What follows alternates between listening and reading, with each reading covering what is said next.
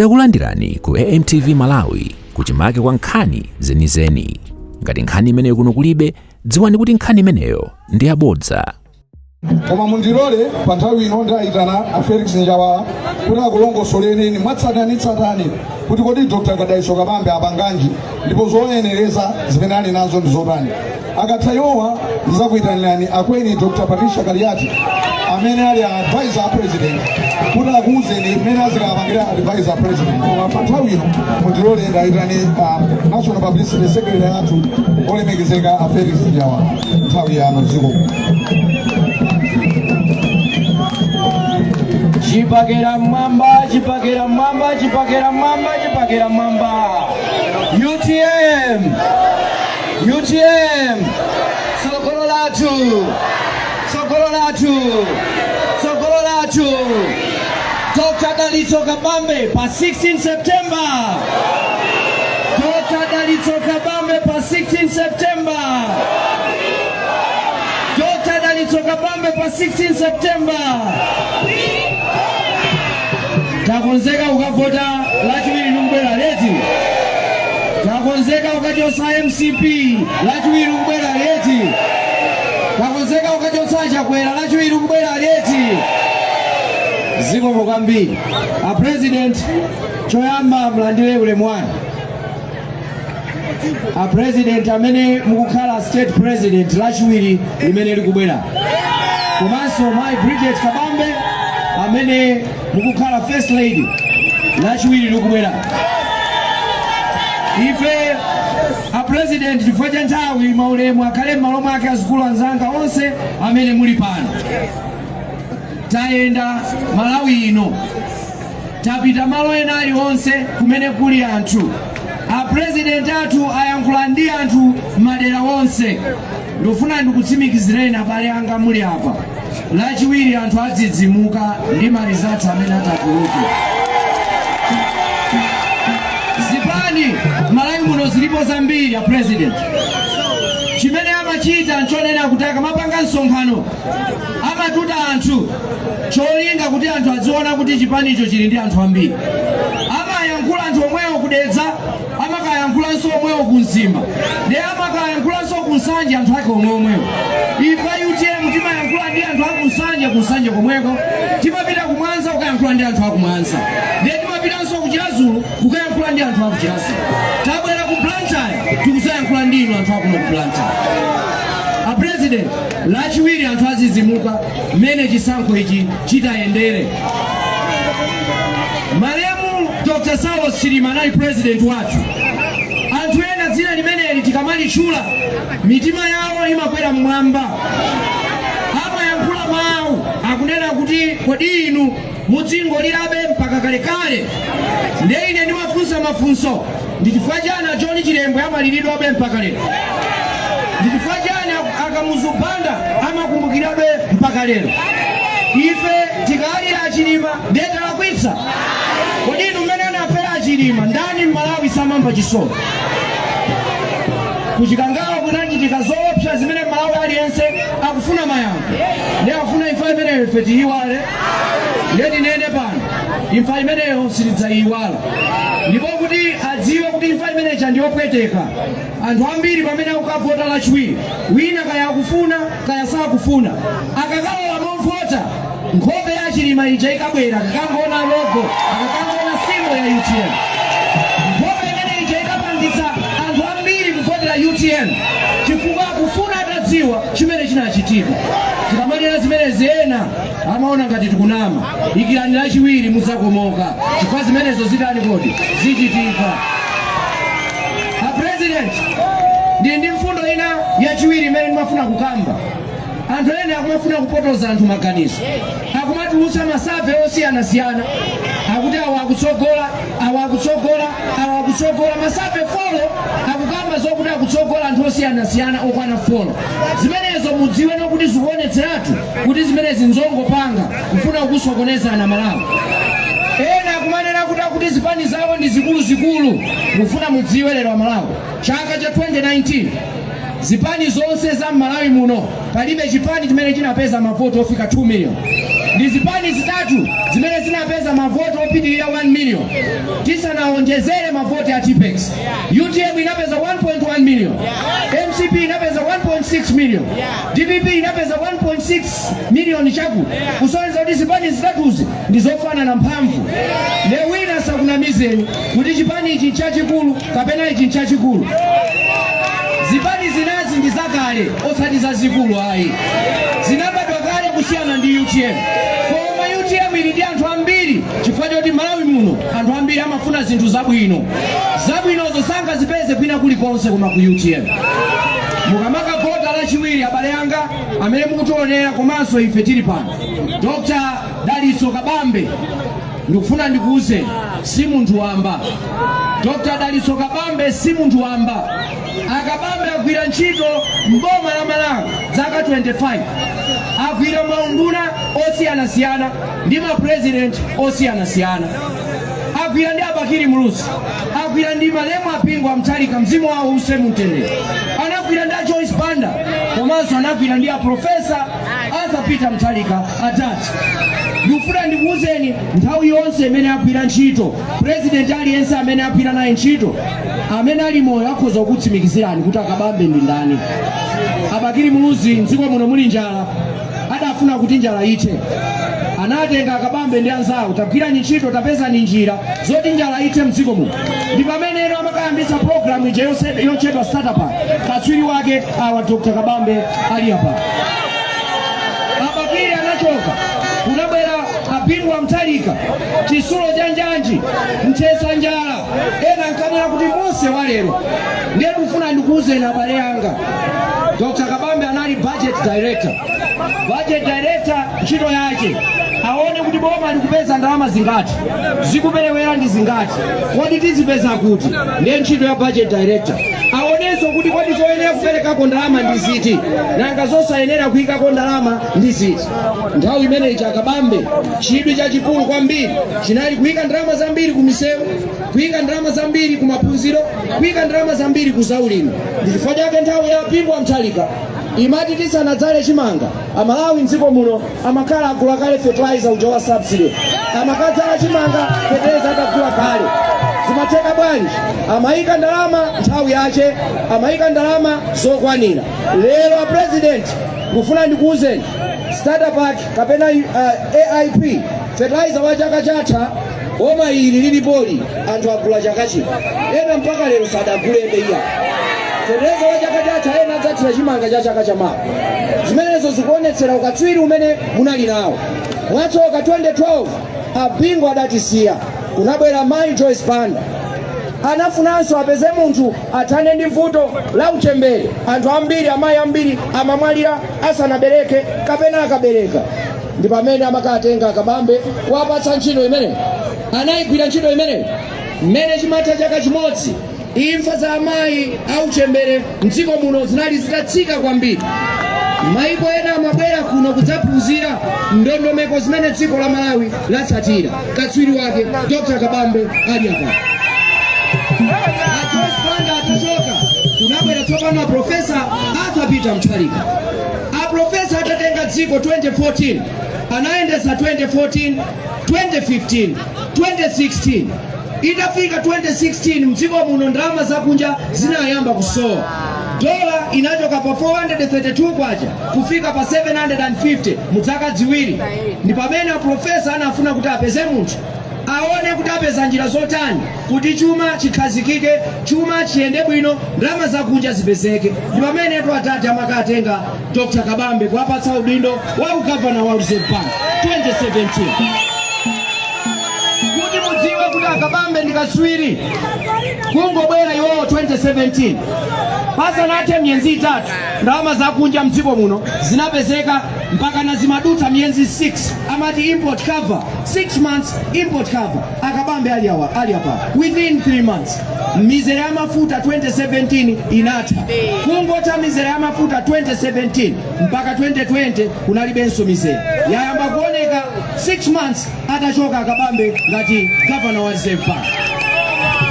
Midengo ya katundu chifukwa choti Akabambe anayika mapolisi abwino ku Reserve Bank. Ndalama yathu yakwacha si magwa. anaipeza ili pa 750 kwacha ku dola 2017 inakhala pomwepo mpaka na 2020 ndalama yosasintha ili pa 750 kwacha. Zimenezo ndi zimene zinapangitsa kuti katundu asakwere mtengo.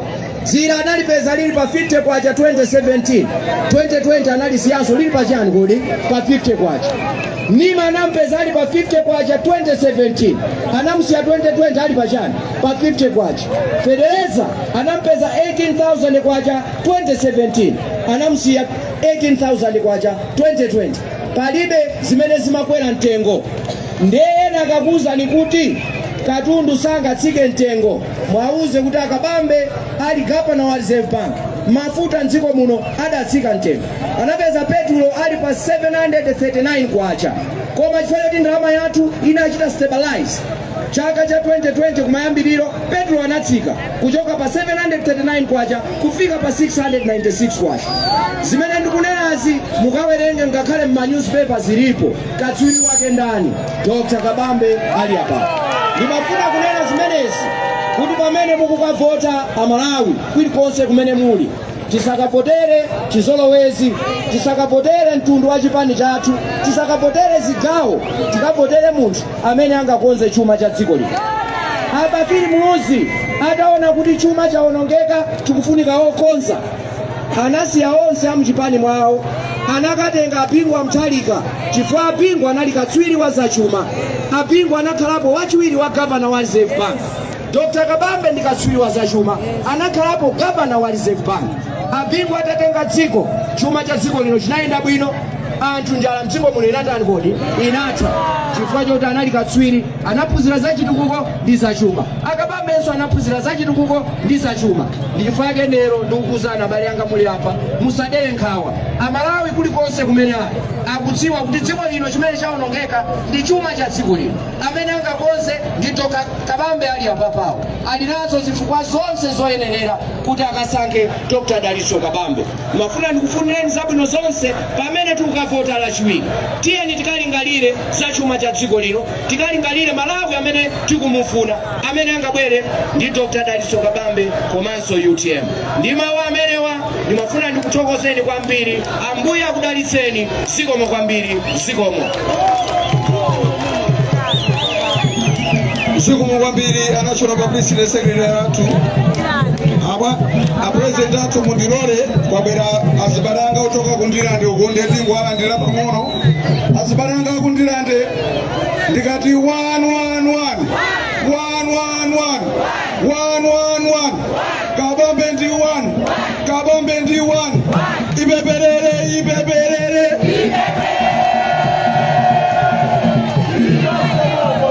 Takulandirana Nyamata kundilandira kulandirani zikomo kwambiri. Abalanga vecherani mawa isana mumeme barelanga Frederick Kalua uraya kurenda Nyamata angofikawa kuri akazikise bata ngotiswa mverenso ngano mundirore kumbere mawa. Zikomo kwambiri ndilande, zikomo kwambiri ndiksi zikomo kwambiri, zikomo kwambiri,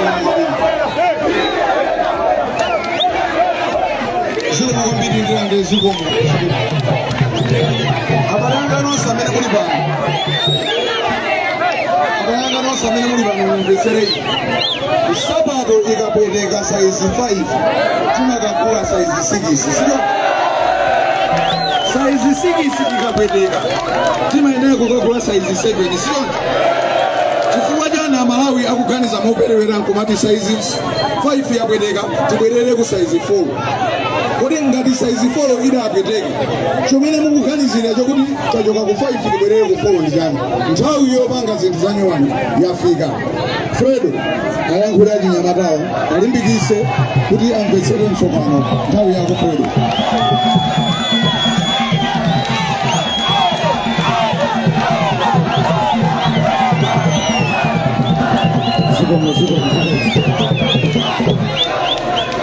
Osaopa,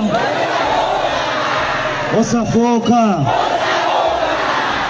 osaopa, osafoka.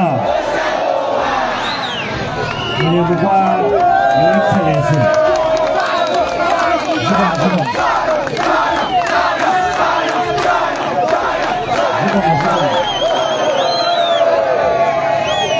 Excellency zikapeo mpira ndiakula ntilani.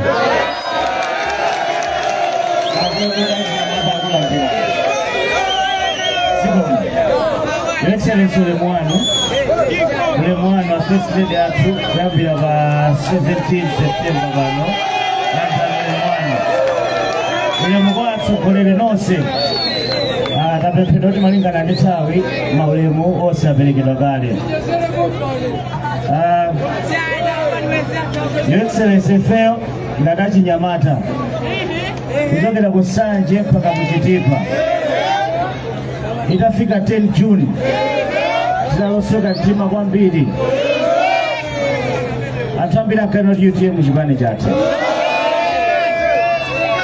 koma mwachisomo cha Mulungu tinapeza mtsogoleri. Letimveserane kwambiri inu muli ukwini tonse tinali limodzi 10 June sichoncho mene ankatinena tonse tinalipo sichoncho chipani chathu tonse tinalipo. Isemene tunapita ku convention maka ya Praso ndaji Nyamata amene akutonera mwena through pa TV UTM tinapita ku convention sitinakasankhe mtsogoleri kuona kuti kumuzi kwawo ndikuti sitinaone kuti kama pemphera chali chijanji sitinaone kuti kandu antali kandu amfupi kandu onenepa kandu owonda tinaona kuti kodi dzikoli chikuchitika ndi chani mavuto ndi chani anyamata chikufunika ndi chani. Kusankha mtsogoleri tinakasankha munthu amene tikuona kuti akhoza kukonza dziko lathu. Tilipesebe anyamata mulipo azimayi mulipo ndeno kutoka pa 10 June kusafika lero tikutseka kampeni sichoncho misonkhano tumanya kutuma vota kangati kamozi timadikira zaka zingati 5 ndi mpaipulo anatenga Yesu anapita naye pamaso pa Pilato sichoncho story itonse tikuiziwa anauza sankha Yesu kapena nda Baraba anthu anasankha ndani pa 16 September tili choice osaopa osafoka nyamata wina aliyese from Nsanje to Chitipa pa 16 September tili choice kopano ifeyo ngati UTM tikusamba mmanja tikuvana reti tikutani tikusamba mmanja tikavota moponyesa tidikira zaka zingati 5 Ndepa Ntanda paja pa Golgotha anapita azimayi angati kaya azimayi ladala wili atatu ukumbukireti akulira anauza kuti chani kwanga kwatha muzilire chani mukha. Nyamata wina aliyese kutoka ku Nsanje mpaka ku Chitipa imveserani nyamata wina aliyese kutoka ku Nsanje mpaka ku Chitipa azimayi so ndikupemphani from Nsanje mpaka ku Chitipa pa 16 September ifaite mutasamba mmanja wani koma ngati muzapitirire kulira kuti mwaponyesa muzilire chani mukha. Your Excellency ndimawawa youth from Nsanje to Chitipa tikupasani support tikuvoterani takukhulupirirani kuti dziko ilili mutilosa pamene tilipa kupita pa point yoti at least anyamata tizitha kuphupa ziko mukwambiri. Your Excellency ziko mukwambiri fedo ziko mukwambiri tareto pantoni wa President Musa Ranta Mundilole ngaitane apwene tuchapatisha Gariati advisor wanu kuti amalawi aone kuti advice inazilandira apwene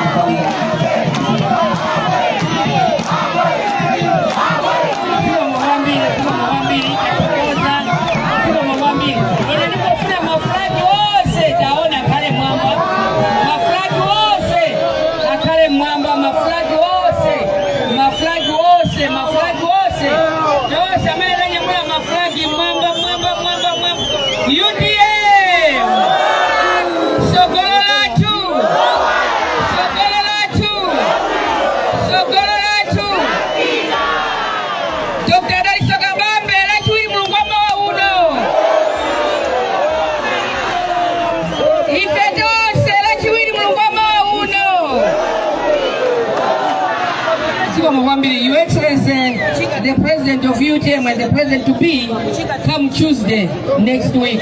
Your Excellency the First Lady, come Tuesday next week. You are our mother of the Republic.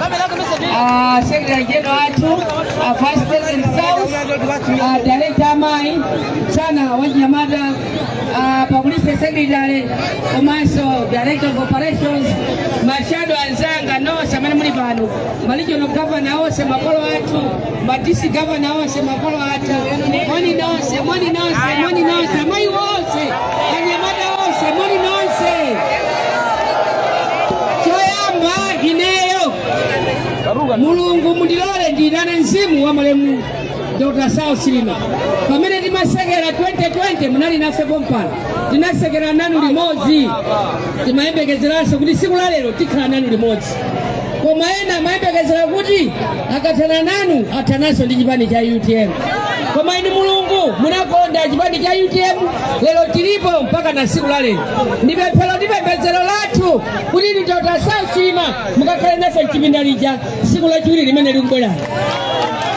Inu founder watu wa chipani cha UTM kukuita na mzimu wanu ukaendeenda ziko lose la Malawi kuichimene munafuna kuyambisa chipani cha UTM kuti mioyo ya Malawi isinthe.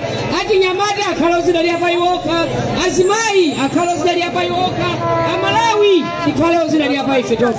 Ndipo tikupemphani mukagwira dzanja la ng'ono wanu Dr. Daliso Kabambe mukaende nawo chipinda muja ndi Amalawi wose mukatuluke nawo chipinda muja mukakhazike pampando chimene ndimafuna Dr. South Silima kuti chikatheke ndipo chikachitike. Inu founder wathu Dr. South Silima mzimu wanu ukakhale nafe pena paliponse mukachita nawo amene oyipayo amene sanafune kuti ntchito yanu ikapezeke. Koma Mulungu wafuna kuchera kuchita mamafuna kuti ikapezeke. Yosefu watu analeta loto inanalitenga ngati yakanisa isawakalika ama Yesu pada ndeke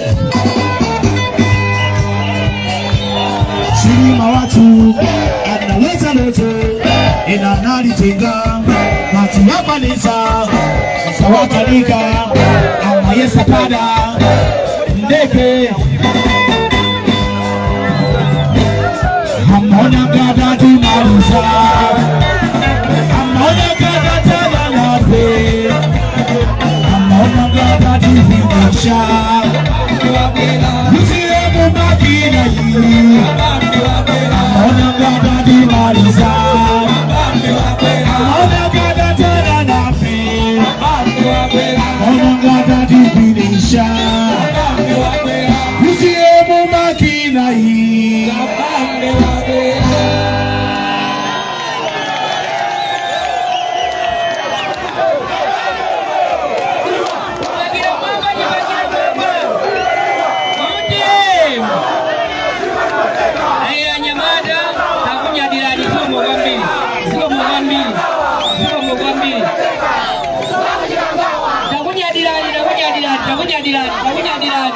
Kutipoteka kumene kumatipoteka ife pali ya kutangawa tikatane nawo mukachipinda muchiduguli muja siku la chiwiri.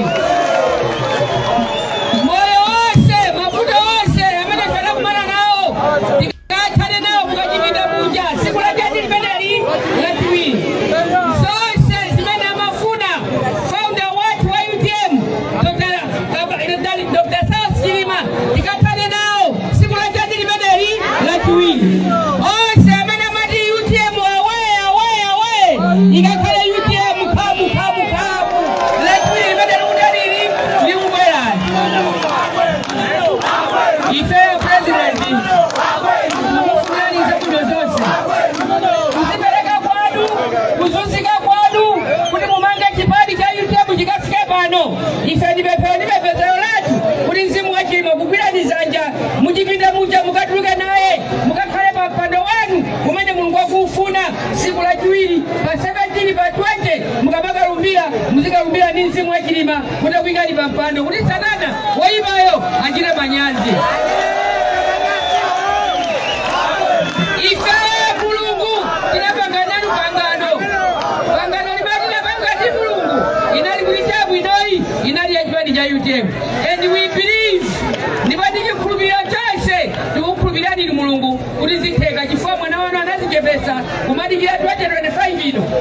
president yakukomera ninuyo kuti mwamwika Daliso Kabambe kuti akhale mmalo mwa Dr. South Chilima zimene timafuna ife zikwanisidwe pa tsiku lachiwiri. Satana achilengani imene timafuna bwana tione kuti anyamata apeze ntchito, Malawi akhale ozidalira pa yekha. Zaka 61 zozilamulira lelolo Amalawi ambiri angosamba opanda sopo, ngakhale ntawuni muno anthu angoziviyika ngati ubatizo, ngakhale ntawuni muno angogona opanda chakudya, ngakhale ntawuni muno anthu akukhalira mawo kusowa ndalama komanso kuthawa manyumba mwawo kusowa zolengeza-lengeza, ngakhale so ntawuni muno anthu akusowa chokuti alowera kuti nyumba zimene akugona Malawi zaka 61 zozilamulira nzomvetsa chisoni. We are expecting your leadership, Your Excellency, come 16 September to govern this nation, to bail out the Malawians for the problems which they are having. Ndipo ndipempero ndipembeza walatu kuti ndiyo pamene mukuwela pa 16 September bano ma business yambe kuyenda bwino, chuma chipezeke m'matumba mwa Malawi, komanso Malawi achepese kuzimangirira chifukwa chosowa school fees yokalipirira nawo, komanso Malawi muno achinyamata ifa yozimangirira chifukwa chosowa mavuto achuma achepe Malawi muno chifukwa cha ino president. And it is our prayer Amalawi tinene mawa timakhala tikumamva chisoni kwambiri kuti achinyamata komanso azimayi komanso azibambo mwina timakhala kuti malamulo a dziko la Malawi sili kuwadziwa. Ndifuna lelolo ndiyankhule ndi inu Amalawi, lelolo ndikukambirani Amalawi malamulo a dziko la Malawi.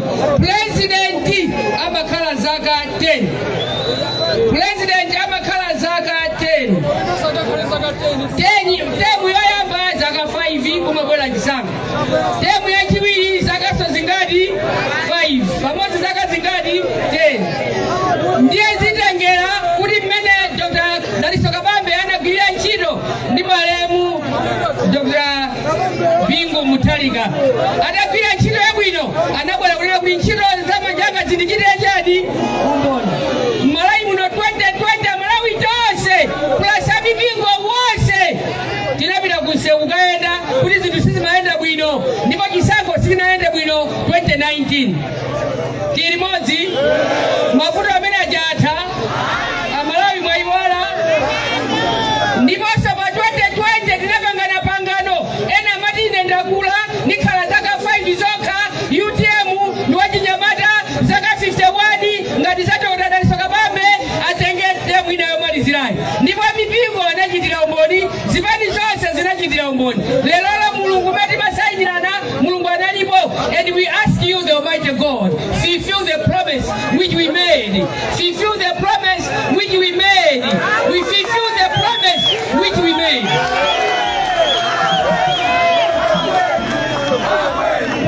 Tinapanga kukamuzu institute for the youth, tinasayinirana panali pabwala Mulungu simunaliso mchipinda mkhabukana khabu mchipinda Mulungu makhalako nthawi zonse ndipo malo pena paliponse pobisika inu maonekera pomwepo.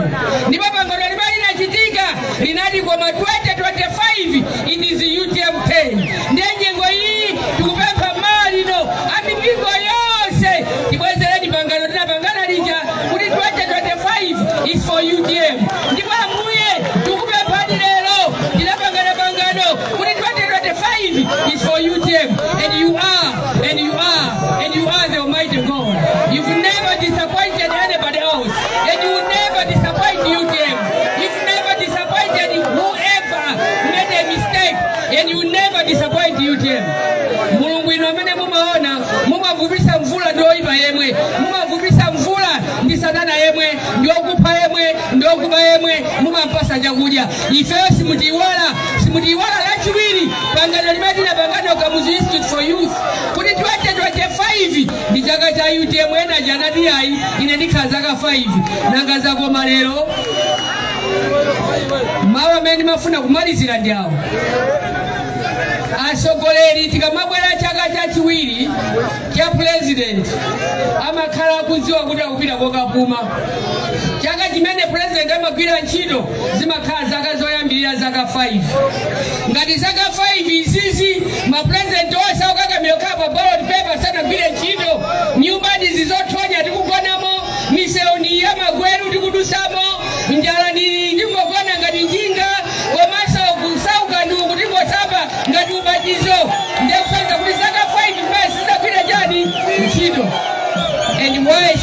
vote for a person who didn't even work. Ndezaka ziwizina za sala zimena kuti ndisakene pali ma president angapo amene zaka zawo 5 anapanga, ena zaka 5 anapanga, ena anapanga zaka 5. Amene ochonde mugapa saulendo ono mpando winawo akapanga zawo asokerere kuti akamange zimene akuzifuna iwo kwawo. Ndiye Malawi tizotaswa moto mpaka na kale. Ulendo uno tiye mukavotera Dr. Daliso Kabambe amene akhale president kuyambira pano mpaka na 2035 akulamulira dziko ino. Ena amene akuti ndisankheni na saa zaka 5 iwa angofuna kudyera ndi kwinako azikaona kuti kodalowera kuti nanga se wako upanga nanga nyumba zawo maliza kazina mamanga kunja kakumanga malai momuno koma maliza akapasana maliza. Komanso ena amene analepera 2020 kuti sana chile bwino tisarekezeso kupereka mipando imene. Tanena pano mwanzeru mwazizi wanoka pajainio makonda kulemba ganyu kumatukana tilibe ntchito olokuta kutukwana suka kufoterani kunali anzana mwe munalanda chipanicho koma sana tukwane anako kusiyani those are gentlemen koma ino mafika pano ndikumatukwana ndiye usokalacha kumatukana so nzimayi ngatine ambuye mlenda kuti mlenga nzimayi mnati zili chani zili bwino wina yese ana bwera pano na atukana nzimayi mukachite nawo.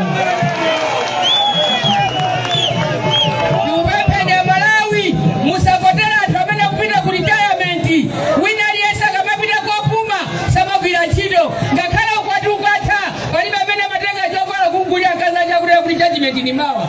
Ngakhale ukwati ukatha palibe amene amatereka mazi kutegera mamuna cha kwati utakakale. Ngakhale pano mukavotera UTM ani Dr. Daliso Kabambe. Ambuye tikuyembekezera voti yanu.